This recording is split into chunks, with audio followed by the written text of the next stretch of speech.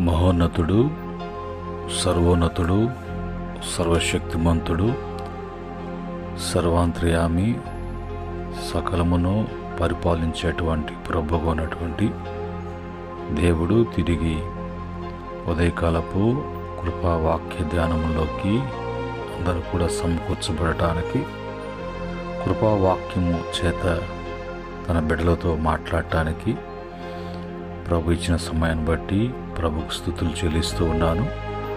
అలాగనే దేవుని బిడ్డలుగా ఈ ఉదయకాలపు కృపావాక్యమును వింటూ బలపడుతూ అనుసరిస్తున్న బిడ్డలకు ప్రభు పేరిట వందనములు, ప్రభు పేరిట శుభములు తెలియజేస్తూ ఉన్నాను. ప్రియమైన దేవుని బిడ్డలారా, ఈ సమయంలో దేవుడు మనకిచ్చినటువంటి వాక్యాన్ని చదువుకొని ప్రార్థనాపూర్వకంగా ధ్యానం చేద్దాం. కీర్తన 29వ కీర్తన 11వ చరణంలో ఉన్నటువంటి మాట నేను చదువుతున్నాను. యెహోవా తన ప్రజలకు బలమును అనుగ్రహించును, యెహోవా తన ప్రజలకు సమాధానము కలుగు చేసి వారిని ఆస్వాదించును. ప్రేమగల తండ్రి, జీవం గలటువంటి ప్రభు, ఈ సమయంలో చదువున వాక్యాన్ని మీరు ఆస్వాదించండి. ప్రతి మాటను వివరించి నాయన బోధించండి. ప్రతి బిడ్డ కూడా మీ వాక్యం వింటుండగా మరి ప్రతి విషయం కూడా బిడ్డలకు అర్థం కావున్నట్లుగా సహాయం చేయమని మహిమ తెచ్చుకోమని యేసుక్రీస్తు నామములో అడిగి వేడుకుంటున్నాము తండ్రి, ఆమేన్. ప్రియమైన దేవుని బిడ్డలారా, ఈ సమయంలో కీర్తన 29వ కీర్తన 11వ చరణంలో ఉన్నటువంటి మాటని మనం చదువుకున్నాం. దేవుడు బలమును అనుగ్రహించే దేవుడు, దేవుడు సమాధానమును కలుగు చేసేటువంటి దేవుడు. అంత మాత్రమే కాకుండా ఆయన ఆస్వాదించేటువంటి దేవుడిగా ఉన్నాడు. ఈ లోకంలో జీవించటానికి మరి మానవునికి కావలసినటువంటిది బలము కావాలి. బలముతో కూడా సమాధానము అనేది, నెమ్మది కావాలి. అలాగనే మరి జీవించటానికి ప్రతిదీ కూడా దేవుని యొక్క ఆశీర్వాదం ద్వారా ప్రతిదీ కూడా మనకు మరి లభించాలి. ఈ మూడు దేవుడు వలనే కలగాలి, దేవుడే అనుగ్రహిస్తాడు. కనుక దేవుడు ఇవన్నీ కూడా ఆయన హస్తగతమై ఉన్నాయి. అది ఎవరికి ఇస్తాడు అనే మాట చూసినప్పుడు తన ప్రజలకు ఆయన అనుగ్రహించే దేవుడిగా, కలుగు చేసే దేవుడిగా, మరి ఆస్వాదించే దేవుడిగా ఉన్నాడు. ఈరోజు మరి బైబిల్లో కూడా చాలా సందర్భాలలో, ముఖ్యంగా 84వ కీర్తన 5-7 వరకు చూసినప్పుడు ఆయన వలన బలం నందు వారు ధన్యులు, వాళ్ళు యాత్ర చేసేటువంటి మార్గములు బహురమ్యములు, బాకా లోయలో పడి వెళ్తున్నప్పుడు దాన్ని జలమయముగా చేసేదరు, వారిలో ప్రతి ఒక్కరు కూడా సియోనులో దేవుని ఎదుట వాళ్ళు నిలిచేదరు అని మాట రాయబడింది. కనుక ఇప్పుడు మన జీవితంలో మనము అలాగా బలపరచబడి దేవుని బలము చేత మనం ఈ లోకంలో దేవుని మహిమ కొరకు జీవించాలి. దీని విషయంలో పౌలు భక్తుడు అంటాడు, నన్ను బలపరచువాని యందు నేను సమస్తము చేయగలను అని అంటాడు. పౌలు విషయంలో దేవుడు నా కృప నీకు చాలును అని చెప్పి, నువ్వు ఎప్పుడు బలహీనుడువో అప్పుడు నా బలం నిన్ను పరిపూర్ణం చేస్తుంది అని అంటాడు. కనుక మన ఆత్మీయ జీవితంలో మనము దేవుని వలన కలిగేటువంటి, దేవుడు అనుగ్రహించేటువంటి బలము అనేది మనకు కంపల్సరిగా అది అవసరమై ఉన్నది.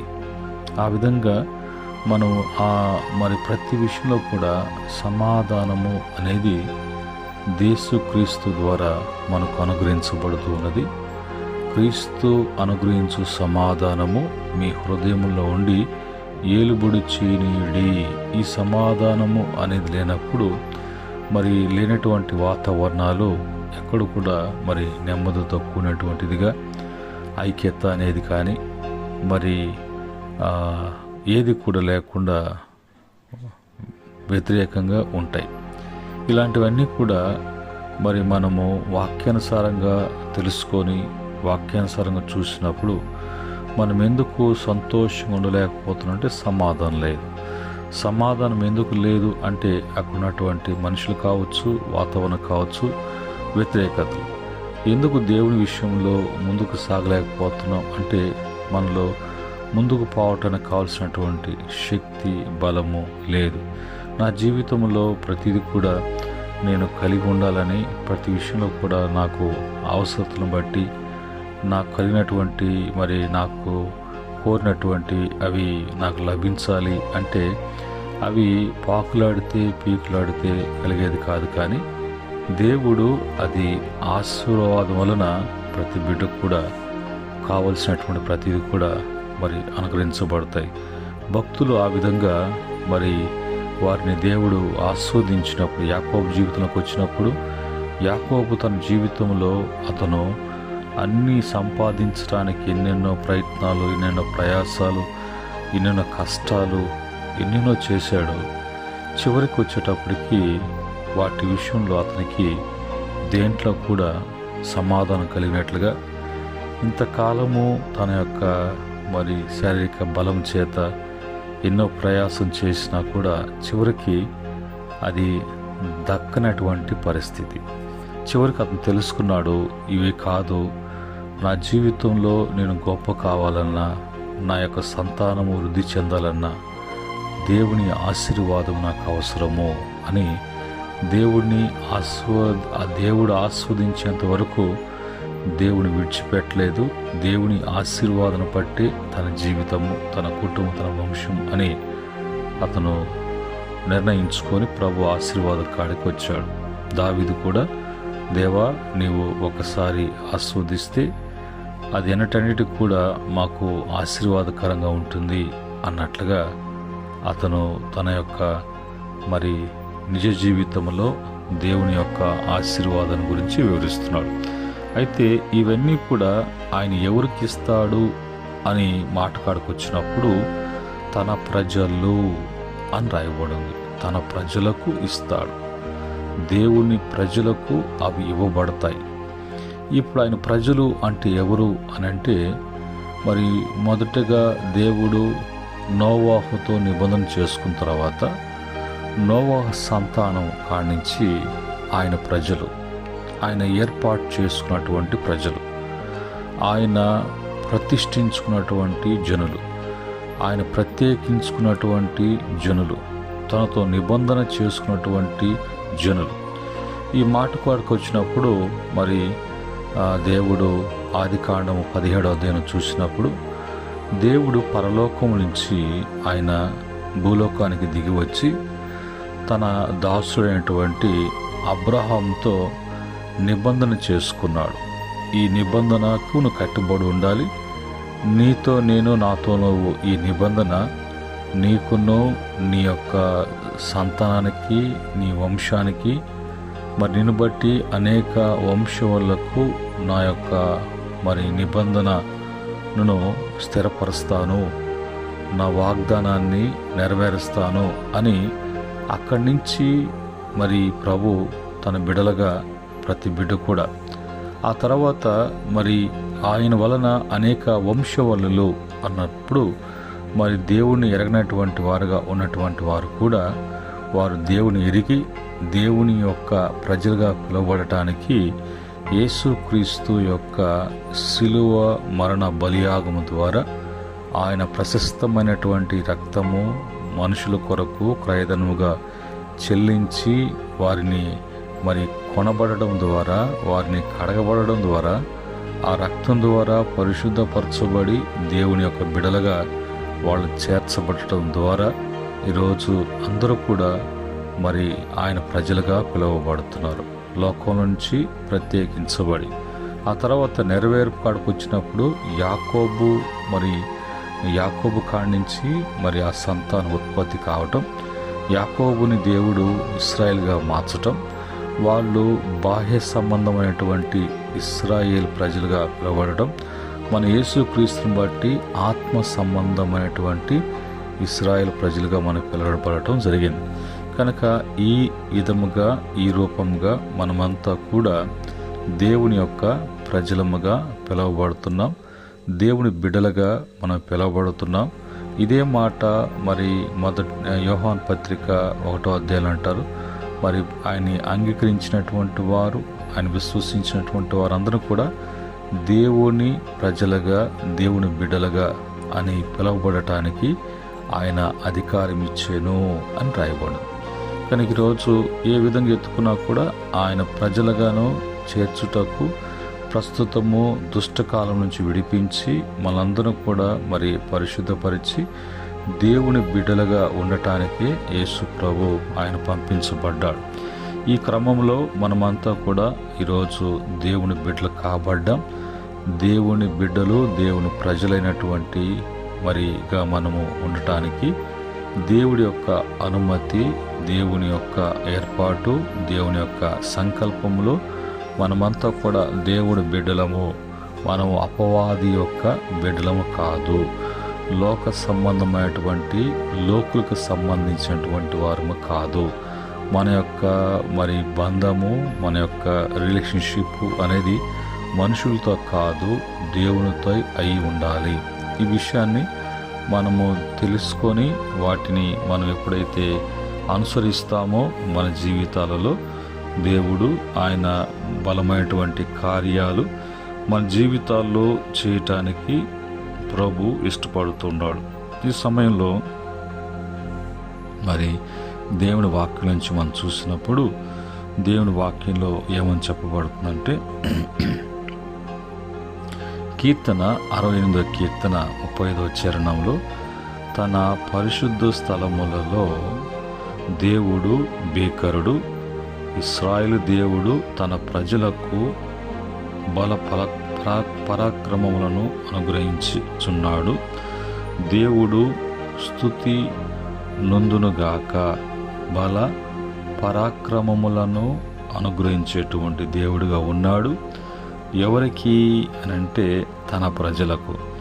ఎక్కడి నుంచి అంటే తన పరిశుద్ధ స్థలముల నుంచి తన బిడ్డలకు ప్రతిదీ కూడా ఇవ్వటానికి ఇష్టపడుతూ ఉన్నాడు.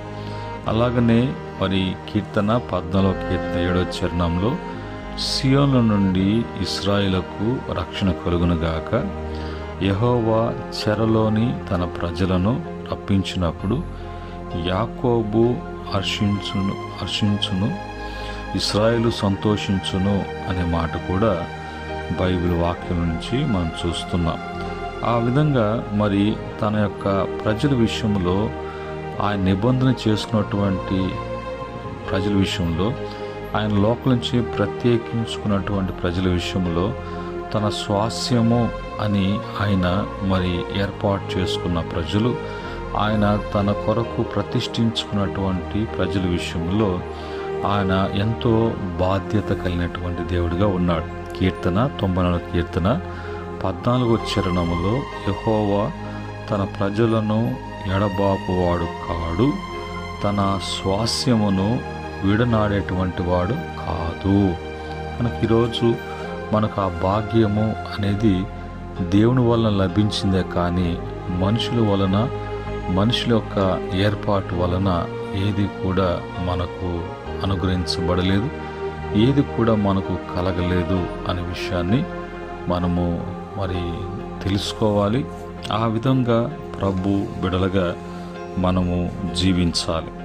ఈ మాటని మనం ఇంకా చూసినప్పుడు బైబిల్లో చెప్పబడినటువంటి మాట ప్రకారంగా 100వ కీర్తనలో మనం చూసినప్పుడు అక్కడ 3వ చరణంలో మరి మొత్తం కీర్తన అంతా కూడా తన ప్రజలను ఆయన ఏ విధంగా మరి ఆయన కాపాడుతున్నాడు, ఏ విధంగా పోషిస్తున్నాడు అనే విషయాన్ని ఈ యొక్క కీర్తనలో 3వ చరణంలో, యెహోవాయే దేవుడని తెలుసుకునిడి, ఆయనే మనల్ని పుట్టించెను, మనము ఆయన వారము, మనము ఆయన ప్రజలము, ఆయన మేపు గొర్రెలమై ఉన్నాము. అలాగనే మరి ఆయన మంద వలె తన ప్రజలను ఆయన అందరిని కూడా నడిపిస్తున్నట్లుగా, పోషిస్తున్నట్లుగా. ఇలాగా 105వ కీర్తన 24వ చరణంలో మనం చూసినప్పుడు అక్కడ అంటాడు, తన ప్రజలకు బహు సంతానాభివృద్ధి కలుగు చేసెను, వారి విరోధుల కంటే వారికి అధిక బలము దయచేసెను. ప్రతిది కూడా ఇచ్చెను, చేసెను, ఉంచెను, అనుగ్రహించెను అని అన్నిటినీ ఎవరికి ఇస్తున్నాడు, ఎవరికి చేస్తున్నాడంటే తన ప్రజలకు మాత్రమే. తన ప్రజలుగా ఉన్నటువంటి వారిని, తన ప్రజలుగా, తన బిడలుగా ఆయన చేస్తున్నటువంటి వారి జీవితంలోనే. ఈ మాటను బట్టి ఈరోజు మనమంతా కూడా ఆయన ప్రజలుగా పిలువబడుతున్నామా? ఆయన యొక్క బిడలుగా మనం ఉండగలుగుతున్నామా? మనము ఎవరికి ప్రజలుగా, ఎవరికి బిడలుగా ఉన్నామో అంటే యేసు ప్రభువు ఒక మాట అంటాడు. యోహాను సువార్త 8వ అధ్యాయం 40వ వచనాన్ని చూసినప్పుడు, మీరు మీ తండ్రి అయినటువంటి అపవాది యొక్క క్రియలని మీరు నెరవేరుస్తూ ఉన్నారు, వాడు అబద్ధములకు జనకుడు. ఎవరైతే అబద్ధాలు, మోసాలు, ఈ దొంగతనాలు, తర్వాత చీకటి సంబంధమైనటువంటి పాపక్రియలు, ఇవన్నీ కూడా అపవాదివి, సాతానుడివి, వాడి క్రియలు. ఇప్పుడు దేవుని బిడ్డలంటే దేవుని యొక్క బిడ్డలుగా ఆ లక్షణాలు కలిగి ఆయన క్రియలు మనం చేసేటువంటి వారుగా ఉండాలి. కానీ మనము దేవుని బిడ్డలుగా పిలువబడుతూ చెప్పుకుంటూ మనం అపవాది యొక్క క్రియలు నెరవేర్చేటువంటి వారముగా, అపవాదికి సంబంధించేటువంటి వారముగా ఎన్నడూ కూడా మనము ఉండకూడదు. అలాగే ఉన్నప్పుడు మనము 2 పడవల మీద కాలు పెట్టి ప్రయాణం చేయాలా అంటే, 2 పడవలు అంటే ఒక పడవ ఒక విధంగా పోతుంది, ఒక పడవ ఒక విధంగా పోతుంది. అది ఆ పడవని ఒకరు నడిపించేటువంటి వాడు సరైనటువంటి పద్ధతుల్లో వాడికి అనుకూలముగా అక్కడున్నటువంటి గాలి, నీరు, వెలుతురు, వారి యొక్క వాతావరణాన్ని బట్టి నడిపిస్తూ ఉంటారు. ఇప్పుడు నేను 2 కాలు పెట్టి, 2 పడవల్లో కాలు పెట్టి ప్రయాణం చేయాలి అన్నప్పుడు చివరికి వచ్చే లోపల ఆ ప్రయాణం చేస్తున్నటువంటి నదో సముద్రంలో పడి జీవితము అనేది లేకుండా పోకముందే మనము యేసుక్రీస్తు అనేటువంటి పడవలో, నోవలో ప్రయాణం చేసినట్లుగా, నోవాహు ఏ విధంగా అయితే ఆ ఓడ చేత భద్రపరచబడి దేవుడు చెప్పినటువంటి ఓడలో అతను అతని కుటుంబం ఏ విధంగా అయితే ప్రవేశించారో, మనము కూడా దేవునిలోకి ప్రవేశించి దేవునిలో నిలిచి నివసించేటువంటి వారంగా మనం ఉండాలి. ఆ క్రమంలో ఎఫెసీ పత్రిక 1:14 ప్రకారంగా, దేవుని మహిమకు కీర్తి కలుగుటకై ఆయన సంపాదించుకున్న ప్రజలకు విమోచన కలుగు నిమిత్తము ఈ ఆత్మ మన స్వాస్యమునకు సంచి కరువుగా ఉన్నాడు. యేసు ప్రభు మన విషయంలో ఆయన అలాగనే దేవుని యొక్క ఆత్మ, పరిశుద్ధాత్మ కూడా మనకు సంచి కరువుగా ఇవ్వబడినటువంటి వాడుగా, మన ఆత్మలకు ఉత్తరవాదిగా ఉన్నటువంటి వాడుగా ఆయన పని ఆయన చేస్తున్నాడు. యేసు ప్రభు దగ్గరకు వచ్చినప్పుడు హెబ్రీ పత్రిక 13వ అధ్యాయం 12వ వచనంలో, కావున యేసు కూడా తన స్వరక్తము చేత ప్రజలను పరిశుద్ధపరచుటకై గవిని విలుపుట శ్రమ పొందెను. ఈరోజు ఆయన బిడ్డలుగా కావటానికి తన ప్రియకుమారుని ద్వారా, తన పరిశుద్ధాత్మ ద్వారా తండ్రి చేయవలసినటువంటి ప్రతి కార్యం కూడా చేస్తున్నాడు అని అంటే, లోకముతో కలిసిపోకుండా, లోకము గతించినట్లుగా మనం గతించకుండా, లోకంలోంచి ప్రత్యేకించబడి ఆయన బిడ్డలుగా ఆయన వేరుపరుచుకున్నాడు. తన కొరకు ఏర్పాటు చేసుకున్నటువంటి ఆయన ఏర్పాట్లో ఉన్నటువంటి బిడ్డలముగా మనమున్నాం.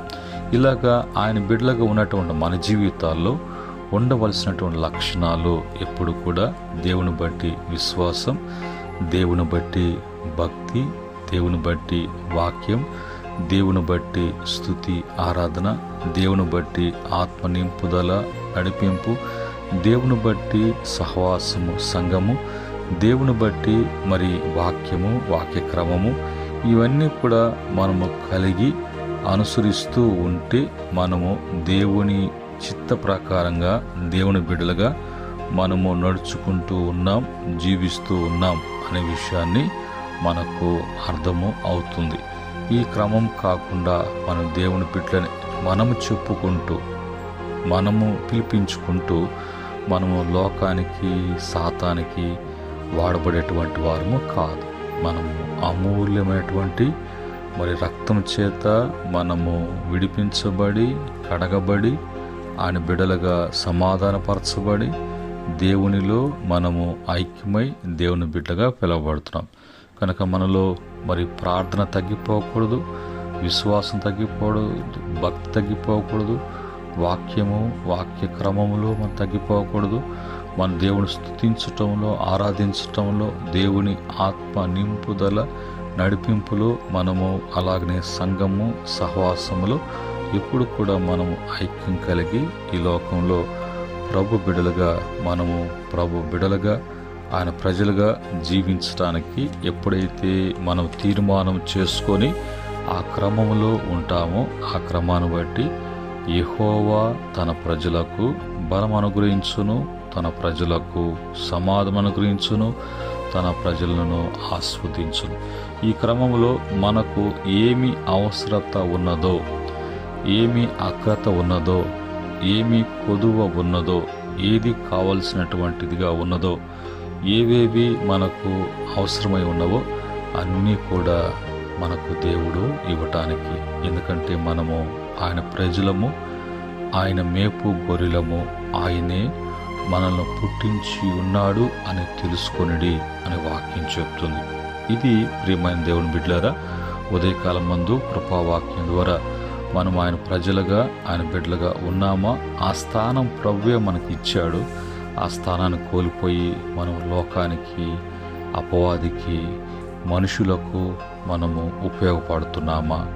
ఆయన మన కొరకు చేసినటువంటి కార్యాలేంటి?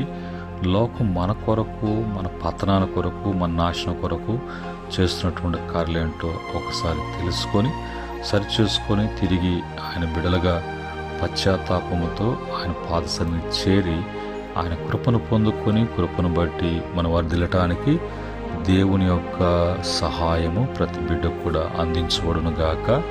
ఆమేన్. కృపగల తండ్రి పరిశుద్ధుడా, మీకు వందనాలు. ఉదయకాలం మందు మీరు మా దేవుడై ఉన్నారని, మేము మీ ప్రజలము, మీ బిడ్డలుగా ఉన్నామని, ఈ యొక్క రిలేషన్షిప్ అనేది ప్రభా మీరు ఏర్పాటు చేసి మా పితరులతో నిబంధన చేసి వాగ్దానం చేసిన క్రమంలో, ఆ అనుసరణలో ప్రభా ఈరోజు ఎన్నికైనటువంటి మా జీవితాలకు ఈ యోగ్యత, ధన్యతను మీరు అనుగ్రహించారు. ప్రభా నిశ్చయంగా మేము స్తుతిస్తున్నాం, గణపరుస్తున్నాం. కనుక ఇందును బట్టి మేము ఆస్వాదించబడినటువంటి వారము. మా జీవితాలలో ఎల్లవేళలా మీ సమాధానం వెలువడి చేయబడుతున్నది. మేము ఏ విషయంలో కూడా తగ్గే అంటే వారం కాకుండా, మేము ఏ విషయంలో కూడా కుమిలిపోయేటువంటి వారం కాకుండా, ఏ విషయంలో కూడా మేము బలహీనం కాకుండా నీ బలమును మాకు అనుగ్రహించి, నీ నామ మహిమ కొరకు నాయన మమ్మలను బలపరుస్తున్నందుకై, స్థిరపరుస్తున్నందుకై, ఆ క్రమంలో నడిపిస్తున్నందుకై, ఆ విధిలో మమ్మల్ని సీయోనులో మీదుట నిలబెట్టుకున్నందుకై స్తుతిస్తున్నాం. మాట వెంటనే బిడ్డలందరూ కూడా పేరు పేరున దీవించి బలపరచి నీ కృపలో బిడ్డలను ప్రభా చేర్చుకోమని యేసుక్రీస్తు నామంలో అడిగి వేడుకుంటున్నాము తండ్రి. ఆమేన్. పరమ తండ్రి దేవుని ప్రేమ, రక్షకుని కృప, పరిశుద్ధాత్మ యొక్క సహవాసం, ఆయన యొక్క సన్నిధి సహవాసం ఈ వాక్యం ఏంటంటే బిడ్డలకును, సకల పరిశుద్ధులకును, ఆయన దాసులకును సదా తోడే నడిపించును గాక. ఆమేన్.